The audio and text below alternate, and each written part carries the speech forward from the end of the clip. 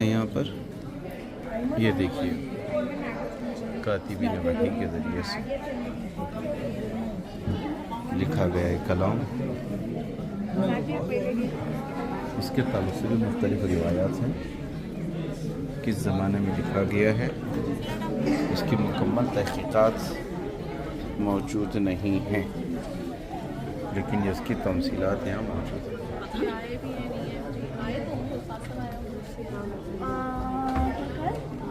آپ صلی اللہ علیہ وسلم نے اپنے حیات میں کتنے غزوات کیے ہیں اس کا تصویر خاکہ یہاں موجود ہے. اس خاکے کو آپ یوٹیوب اور گوگل پر بھی سرچ کر سکتے ہیں، اور اس کی بہت ساری تصانیف الحمدللہ موجود ہیں اور ہر زبان میں. مساجد نبی صلی اللہ علیہ وسلم فی مدینۃ المنورہ، مدینہ منورہ میں کتنی مساجد ہیں وہ یہاں بھی چسپا کیا گیا ہے. زائرین اب جب یہاں آتے ہیں تو ان تمام مسجدوں کو یہاں پر وہ پڑھ لیتے ہیں، نوٹ کر لیتے ہیں، پھر وہاں جا کر کے ان مسجدوں کی زیارتیں بھی کرتے ہیں. اب دیکھیں یہاں پر مناسب وغیرہ کی کتب وغیرہ باضابطہ ہدیے میں یہاں سے دی جاتی ہیں. تمام کتب، یہ تمام کی تمام کتب فری میں ہدیے میں دیے جاتے ہیں. آپ صلی اللہ علیہ وسلم کی جملہ غزوات کی تفصیلات، غزوات النبی صلی اللہ علیہ وسلم.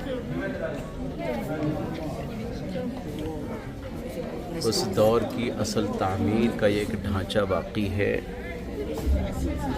یہ ایسی ہی دیوار تھی پہلے، اہل عرب نے اس کو باقی رکھا، حکومت سعودیہ نے. باقی اب دیکھیے تمام جگہ پر روغن وغیرہ لگایا گیا ہے، اور اصل عمارت یہ باقی ہے. یہ کیا ہے؟ حضرت عبداللہ ابن عباس رضی اللہ تعالیٰ عنہ نے پوری زندگی آپ صلی اللہ علیہ وسلم نے جب آپ کو یہاں بھیجا آپ نے یہیں پر بتائی. جب آپ کا انتقال ہوا تو آپ کو یہیں پر مدفون کیا گیا ہے. یہ مکتبہ اور مسجد کے درمیان کے جو آپ حصہ دیکھ رہے ہیں، یہ دیوار اونچی اٹھائی گئی ہے، یہاں پر آپ مدفون ہیں. آخر عمر میں آپ نابینا ہو چکے تھے. اللہ رب العزت سے دعا مانگی کہ اللہ نمازوں کے اوقات میں آپ جب مسجد کی طرف لوٹتے لپکتے تو کہیں گر جاتے. آپ نے دعا کی اللہ تبارک تعالیٰ سے، تو اللہ نے ایسی بینائی عطا فرمائی تھی کہ نمازوں کے اوقات میں آپ کو نظر آیا کرتا تھا، اور اس کے بعد پھر آپ کو نظر نہیں آتا تھا. جب آپ نماز سے فارغ ہو جاتے پھر بینائی چلی جایا کرتی تھی. اس طرح سے ہر گائیڈ اپنے اپنے اعتبار سے جو نالج ہے، علم ہے، وہ اپنے ساتھ آنے والوں کو بتاتے رہتے ہیں. یہاں جو افراد ہیں وہ بتاتے ہیں کہ اللہ کے رسول صلی اللہ علیہ وسلم جب طائف تشریف لے آئے تو ظالموں نے آپ پر بہت ظلم کیے، اور باش لونڈوں کو آپ کے پیچھے لگایا گیا تھا. قبیلہ ثقیف کے 3 بڑے سردار جو تینوں بھائی تھے، تو ان تینوں بھائیوں میں ان تینوں سرداروں کو اسی مقام پر غالباً دعوت دی گئی تھی. یہ وہ مقام ہے جہاں پر دعوت دی گئی تھی. اس طرح بعض حضرات کہتے ہیں، اور کچھ افراد یوں بات بتاتے ہیں کہ جو 3 پلرز ہیں وہ لوگ ان مقام پر کھڑے تھے، لیکن اس بات کا کوئی اعتبار نہیں کیا جا سکتا. یہ سب مجہولات ہیں.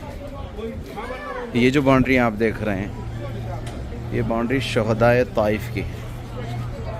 شہدائے طائف اندر کے حصے میں دیکھیں گے آپ، اس کی صفائی ستھرائی کا کوئی ایسا خاص نظم نہیں ہے. اہل عرب ان تمام چیزوں کو پسند نہیں کرتے.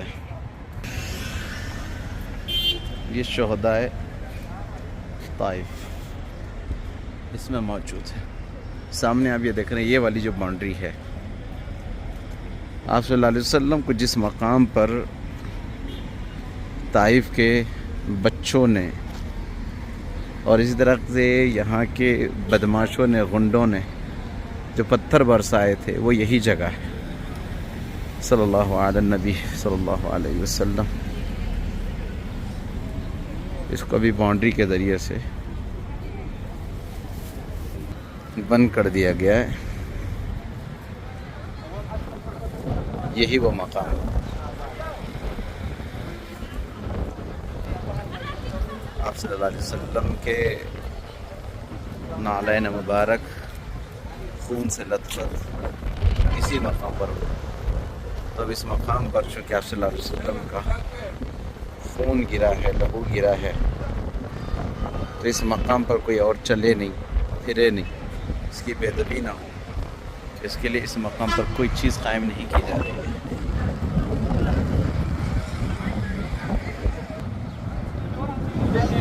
باب عبداللہ بن عباس رضی اللہ تعالی عنہ،